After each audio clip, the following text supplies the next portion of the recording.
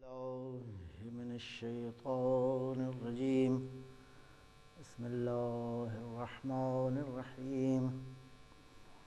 الحمد لله الذي دل على ذاته بذاته وتنزه عن مجانسة مخلوقات وجل عن ملائمة كيفياته وقرب عن خواتر الظنون وبعد عن ملاحظة العيون. علم بما كان قبل أن يكون مالك الملك تؤتي الملك من تشاء وتنزع الملك ممن تشاء وتعز من تشاء وتذل من تشاء بيده الخير وهو على كل شيء قدير. والصلاة والسلام على سيدنا أشرف الأنبياء سيد الأبرار والنخبة الأخيار زين الرسالة والنبوة ينبوع الحكمة والفتوة نبي الأنبياء وصفي الأصفياء الذي بنوره استضاءت الأنوار واستنتارت الشموس والأقمار وبظهوره تجلت الأسرار الذي في السماء اسمه أحمد وفي الأرض أبي القاسم محمد.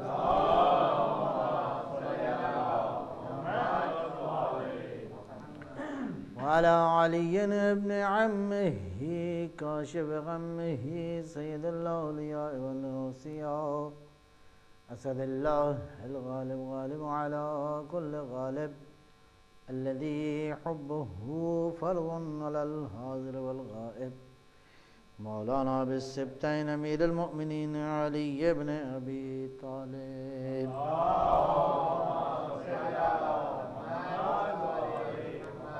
وعلى أولاده الطيبين الطاهرين المعصومين وجزا الله على العباد الداعين للخلق في جميع الآثار والأقطار ذوي المعاصر والآثار خير القرون الذين يبين للناس مناهج الحلال والحرام أهل البيت المطهرين من الرجس والآثام ورحمة الله وبركاته. أما بعد فقد قال الحكيم بسم الله الرحمن الرحيم كتب الله لأغلبن أنا ورسله إن الله قوي عزيز. صلوات بر محمد.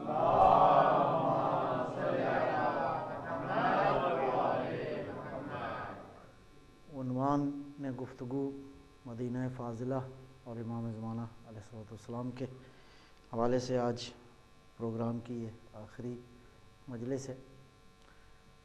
کوشش کی ہے آپ عزیزوں کی خدمت میں کہ اس موضوع کے حوالے سے کچھ ایک ابتدائی تعارف ہو جائے. ظاہر ہے کہ گہری علمی بحثیں اس کا امکان نہیں ہے. فی الحال تو اوورال بہت سارے مسائل قابل بحث ہیں، لیکن یہ تعارف ضروری ہے کہ یہ موضوع اس اعتبار سے اہمیت کا حامل ہے. ایک صلوات اللہ فرمائیں گے انشاءاللہ.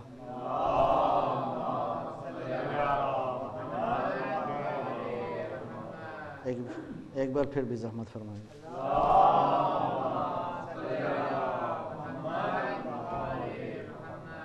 امام زمانہ صلوات اللہ السلام علیہ کے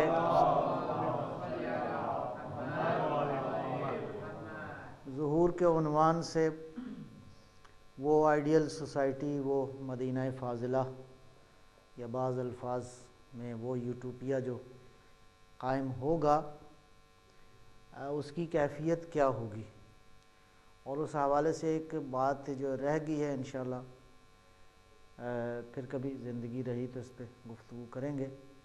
بنیادی طور پہ کمپیریٹیو اسٹڈی ہے جو دنیا کے مختلف سسٹمز موجود ہیں ان میں، اور بنیاد اس میں اور اس کے حوالے سے اسلام بنیادی طور پہ جس آئیڈیل ریاست کا اور سوسائٹی کا ذکر کرتا ہے تو کون سے مشترکات ہیں، کہاں پہ اختلافات ہیں. یہ بہرحال ایک ضروری ہے اس مسئلے کو جاننے کے لیے۔ بہرحال اپنی آنے والی نسلوں تک یہ مباحث پہنچانے کی ضرورت ہے۔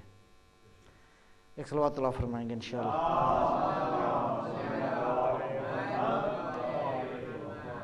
اگلے مرحلے میں بنیادی طور پہ عرض کیا کہ امام زمانہ صلوات اللہ وسلم علیہ کا جو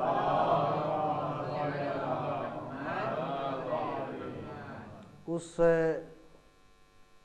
دینی، اس الہی اور اس آسمانی، اس نورانی شخصیت کے آنے کے بعد جو معاشرہ قائم ہوگا، زندگی کے ہر پہلو میں تبدیلی آئے گی۔ اور دو نقطے بڑے ہی اہم ہیں۔ بنیادی طور پہ اسلام جو میسج لے کر آیا ہے، احکام اور قوانین کے ساتھ ساتھ ایک بہت ہی خوبصورت تہذیب و تمدن کا تصور بھی دین نے دیا ہے۔ یہ تہذیب و تمدن کا تصور جو ہے آداب سنن کی شکل میں موجود ہے۔ اگر اس کو بالکل ٹیکنیکلی بحث آپ کریں گے تو واجبات اور محرمات کا ایک شعبہ ہے، اور باقی جو 3 شعبے ہیں، مستحبات، مباحات اور مکروہات، یہ انسانی چوائس یہاں پہ شامل ہے۔ واجب اور حرام میں چوائس نہیں ہے، اور یہ چوائس والے احکامات زیادہ ہیں، اور ان کا تعلق جو ہے وہ دین کے آداب و سنن کے ساتھ ہے۔ لہٰذا وہ معاشرہ جس کے اندر انسان کو قطع نظر اس کے کہ سسٹم کے حوالے سے، وہ پولیٹیکل سسٹم ہو، وہ اکانومیکل سسٹم ہو، وہ ایجوکیشنل سسٹم ہو، یا باقی سارے نظام ہوں، اس اعتبار سے تو سسٹم ساؤنڈ ہوگا ہی، لیکن یہ اس وقت تک بات بنتی نہیں ہے۔ عرض کیا آپ کی خدمت میں کہ کوئی بھی حکم دین کا، اس حکم کے ساتھ جو ایک کلچر، جو ایک تہذیب، جو ایک روایات، جو ایک آداب کا نظام دیا ہے، وہ حکم اسی کے ساتھ ہی دین کی اصل روح کو جو ہے وہ انسانی سوسائٹی میں پیش کرتا ہے، جس کو سمجھنے کی ضرورت ہے۔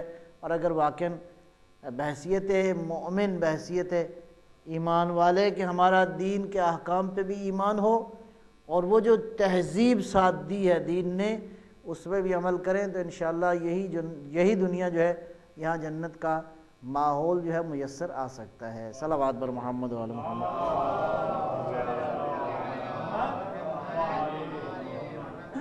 اس کی بالکل آئیڈیل اور خوبصورت شکل تو انشاءاللہ جنت میں ملے گی، اس لیے کہ جنت میں بغض نہیں ہوگا، کینہ نہیں ہوگا، حسد نہیں ہوگا، لڑائیاں نہیں ہوں گی، جھگڑے نہیں ہوں گے، ہوائے نفس نہیں ہوگی، کسی سے خرابی کا کوئی اندیشہ نہیں ہوگا، سب ایک دوسرے کے ساتھ انشاءاللہ امن و آشتی کے ساتھ رہیں گے، خدا کی نعمتوں سے استفادہ بھی کریں گے۔ اور قرآن کریم کی ایک بڑی خوبصورت جو تعبیر ہے وہ یہ ہے کہ ہر کوئی ایک دوسرے کی سلامتی کی دعائیں کرے گا۔ صلوات بر محمد و علی محمد۔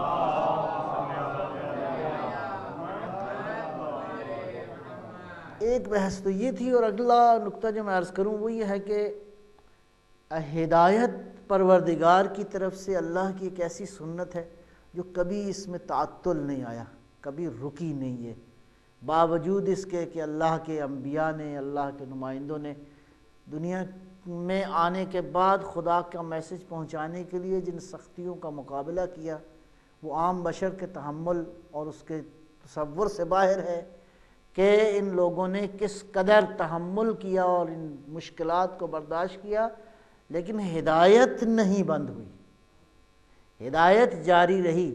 گویا ہدایت کا جو فیض ہے وہ پروردگار کا ایسا فیض ہے جو جب تک مخلوق ہے اس نے جاری رہنا ہے، اور سنت قطعیہ ہے پروردگار کی کہ یہ فیض انسانوں تک پہنچتا رہے۔ اس کے لیے ایک سسٹم اللہ تعالیٰ نے جو بنایا ہے، اس کے مطابق فیض ہدایت الہی جو ہے وہ تمام تر بشر تک پہنچ رہا ہے، اور یہ پہنچتا رہے گا، اور کامل اس وقت ہوگا جب اللہ کا آخری نمائندہ جو ہے وہ تشریف لائیں گے۔ ایک صلوات اللہ۔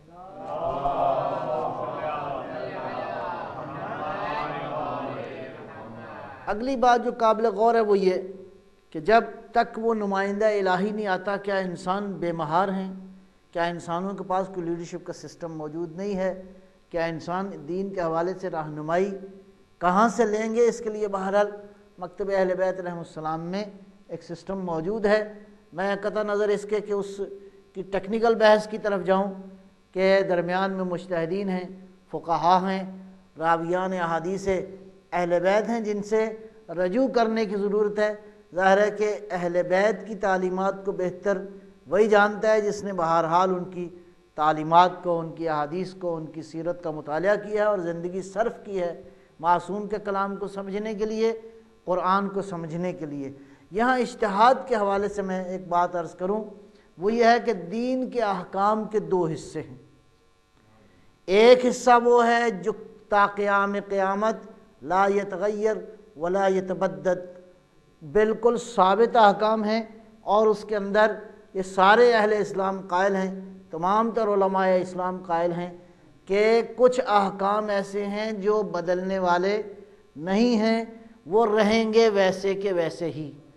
لیکن دین فہمی کے حوالے سے چونکہ ہر زمانے میں مکان کے بدلنے سے، زمانے کے بدلنے سے نئے نئے موضوعات انسان کو پیش آ رہے ہیں۔ مثلاً اسباب مثال، ایک صلوات اللہ فرمائیں گے؟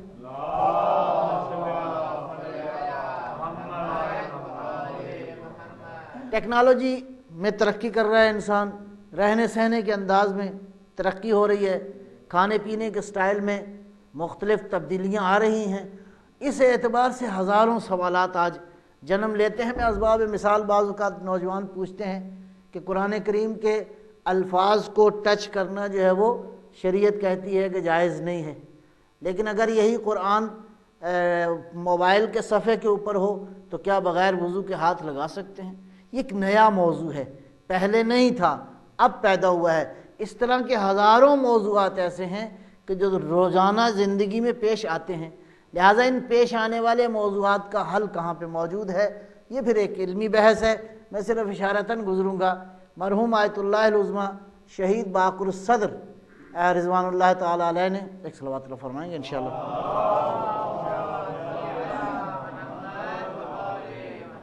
ایک خوبصورت اصطلاح، ایک نئی ٹرمینالوجی استعمال فرمائی ہے، اور بعض علماء نے بھی اس پہ بحث فرمائی ہے، خصوصاً حضرت امام خمینی رضوان اللہ تعالیٰ علیہ نے۔ وہ فرماتے ہیں کہ وہ احکام کا وہ حصہ جہاں پہ ہر زمانے میں ضرورت ہے کہ لوگوں کی رہنمائی کی جائے اور وہاں پہ اجتہاد کی ضرورت ہے۔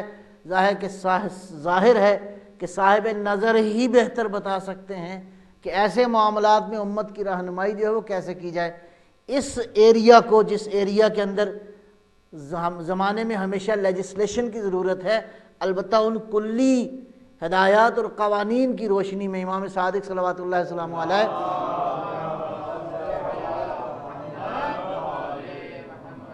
فرمایا علینا القاء الاصول، ہمارا کام ہے تمہیں اصول بیان کر دیں، دین کے بنیادی پرنسپلز بیان کر دیں، دین فہمی کے بنیادی اصول۔ ان بنیادی اصولوں کی روشنی میں علیکم بالتفریح، ضرورت ہے کہ ان اصولوں کی روشنی میں، قرآن حدیث کی ان اصولوں کی روشنی میں تم زندگی کے لیے رہنمائی حاصل کر سکتے ہو۔ لیکن یہ ظاہر ہے ہر آدمی کے بس کی بات نہیں ہے، یہ اسی کے بس کی بات ہے جو قرآن و حدیث کو بالکل، جو اس کے علوم و فنون ہیں ان کی ساری باریکیوں کو جانتا ہو۔ یہ جو منطقہ ہے، یہ جو ایریا ہے جہاں پہ لیجسلیشن کی ضرورت پڑتی رہتی ہے، اس کو شہید باقر صدر نے فرمایا کہ یہ علاقہ جو ہے اس کو منطقۃ الفراق کہتے ہیں۔ منطقۃ الفراق کی ایک اصطلاح جو ہے وہ شہید باقر صدر نے انٹروڈیوس کروائی۔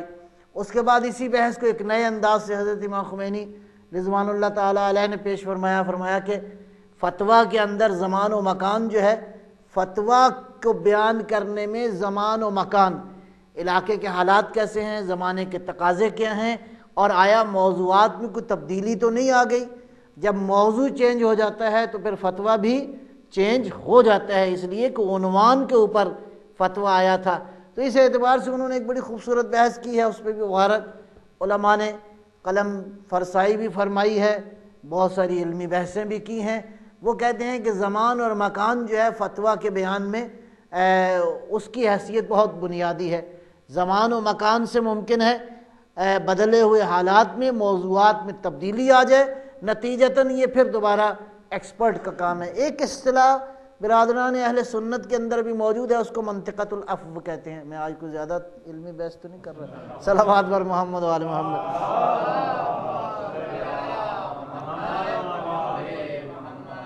نعرہ تکبیر تکبیر، نعرہ رسالت، نعرہ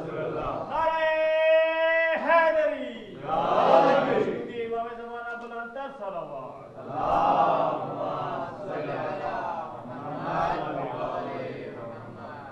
تو وہ بھی کہتے ہیں کہ کچھ معاملات ایسے ہیں، بہرحال اپنا اپنا پھر پیرامیٹرز ہیں کہ کون کیسے اجتہاد کرے گا کن بنیادی اصولوں کے اوپر۔ تو بہرحال اسلام کے احکام کے دو پہلو ہیں۔ اسلام کا دعویٰ یہ ہے کہ جاودان دین ہے۔ جب جاودان دین ہے تو ہر زمانے میں اسلام کے پاس ایسا راستہ ہونا چاہیے کہ آنے والے انسانوں کو کبھی پریشانی نہ ہو، نئے موضوعات نئے مسائل کی روشنی میں اسلام رہنمائی کرتا رہے۔ لہٰذا یہ دو نقطے ہو گئے۔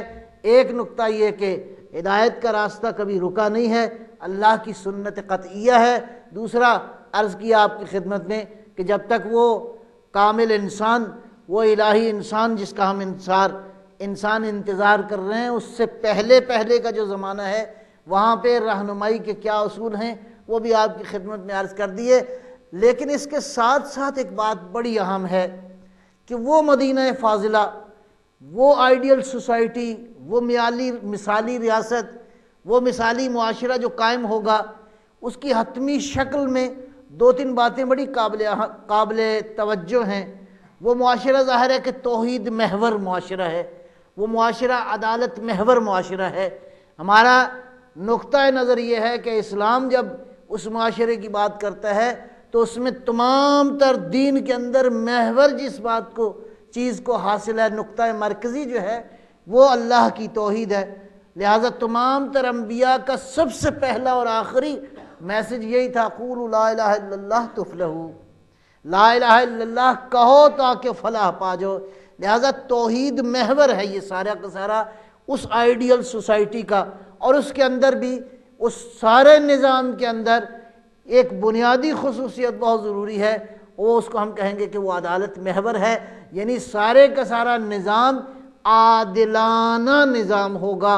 اور اس عادلانہ نظام کی تشریح، اور اس کو آپ یوں بھی بیان کر سکتے ہیں کہ خداوند عالم کی حکیمانہ، پروردگار کی رحیمانہ اور حکیمانہ مشیت کی حاکمیت اسی وقت ہوگی کہ جب یہ نظام اپنی قوت اور اپنی تمام تر تابندگی کے ساتھ نافذ ہوگا۔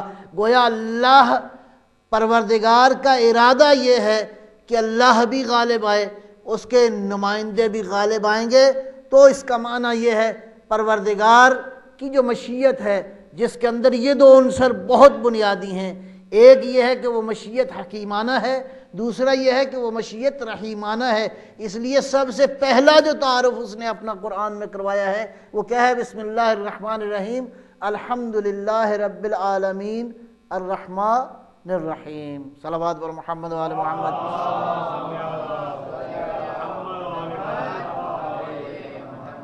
عرض کر چکا آپ کی خدمت میں کہ لفظ رب جو ہے اس کا ایک معنی ہے لیڈر، ٹھیک ہے جی۔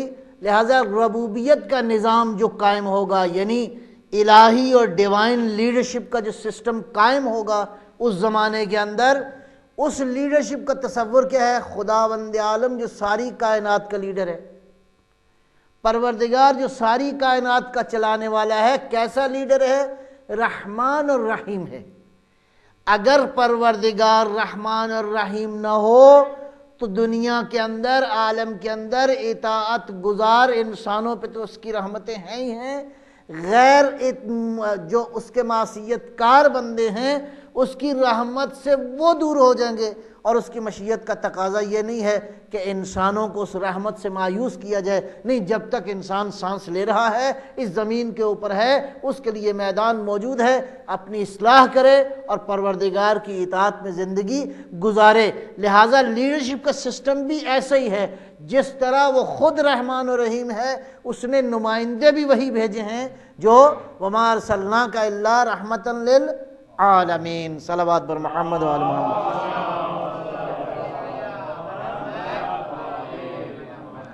ربوبیت کے اس نظام کو بالکل آپ گھروں تک لے جائیں۔ لفظ رب جو ہے اس کا معنی میں نے عرض کیا، یہ لفظ رب اللہ کے لیے بھی استعمال ہوتا ہے اور غیر خدا کے لیے بھی استعمال ہوتا ہے۔ گھر کا جو سربراہ ہے اس کو عربی زبان میں رب الدار کہتے ہیں، یہ اس گھر کا رب ہے۔ بے الفاظ دیگر ربوبیت کا وہ تصور جو ساری کائنات کے اندر موجود ہے، چھوٹی چھوٹی اکائیوں میں بھی، اگر کسی کے پاس کوئی اختیار آ گیا ہے تو اگر وہ اللہ پر ایمان رکھتا ہے تو اس